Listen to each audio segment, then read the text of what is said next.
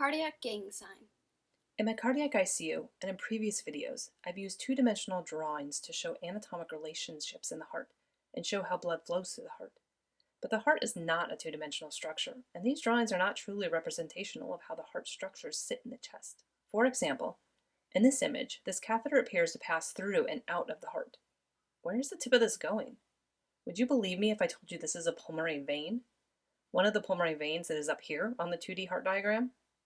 That's why we have 3D heart models and cool 3D cast spins to help us. But most of the time we are still looking at 2D pictures of the heart. In this video, I'm going to teach you the cardiac gang sign. Using only your hands, you can remember how the heart structures sit in the chest. So let's get started. First, I have to warn you that the video images of the sign are flipped so that you can mirror my motions. Your left hand is your left-sided heart structures, and your right hand is your right-sided heart structures. This is the opposite orientation of the heart pictures we usually look at. Make a fist with your left hand. This represents the conical shape of the left ventricle. The right ventricle is a crescent and curves in front of the left ventricle. Look down at your hands. This is how your own heart sits in your chest, with the right ventricle in front of the left. Now stick out your thumbs. These are your atria. Left thumb is your left atrium. Right thumb is your right atrium. The left atrium is in back. Now look down at your hands. Notice that your left atrium is the heart chamber furthest in back. Now stick out your index fingers. The left index finger coming off the left ventricle is the aorta, with the right index finger coming off the right ventricle being the pulmonary artery. The pulmonary artery goes in front. Looking down, you should see that your fingers and thumbs interlock. And that's the cardiac gang sign. Let's use this to play Where's That Catheter? While these are all cath images, I'm using still pictures rather than video injections just to make it easier for those of you who don't look at these on a regular basis. First, a few definitions. The pictures from the front are called AP, or anteroposterior, literally meaning front to back. Since you are looking directly at the patient, their right is on your left and their left is on your right.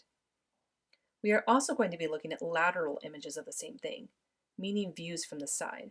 The patient's anterior, or front, is on the left side of the screen, and their posterior, or back, is on the right. Those black loops you see on the left are sternal wires, used to keep the sternum closed after heart surgery. The spots on the upper right is the spine. So let's start with this image. This catheter is passing up into the heart from a vein down below. Where is the tip of this catheter? It kind of looks like it's in the middle of the heart. Here's the lateral image. What we see is that this catheter is curving far forward to end just behind the lower sternum. Now do the gang sign and look down at your hands. What heart structure is the farthest forward?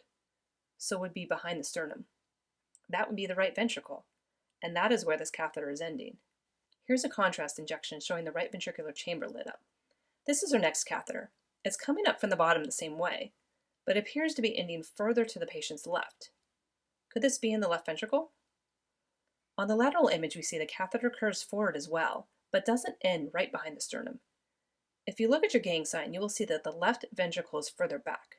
So this catheter is ending in the left ventricle.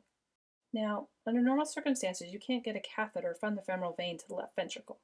So this patient must have a ventricular septal defect to pass through. With the side-by-side image of the two catheters, you can see the difference. The next image shows a catheter coming up from below again, but seeming to pass up and through the heart. Where is this catheter going? The lateral shows us this catheter isn't straight at all, but curving far forward. Do your gang sign and focus on the great vessels leaving the heart. Which vessel is in front? The pulmonary artery, and that's where this catheter is. This contrast injection shows the main and branch pulmonary arteries in the lung filling.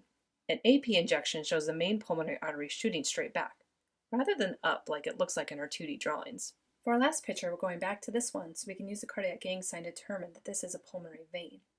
While we are here, we should also talk about this catheter and this big black thing in the middle. Here's the lateral view showing the big black thing is in the very back towards the spine. This is an echocardiogram probe in the esophagus, called a transesophageal probe.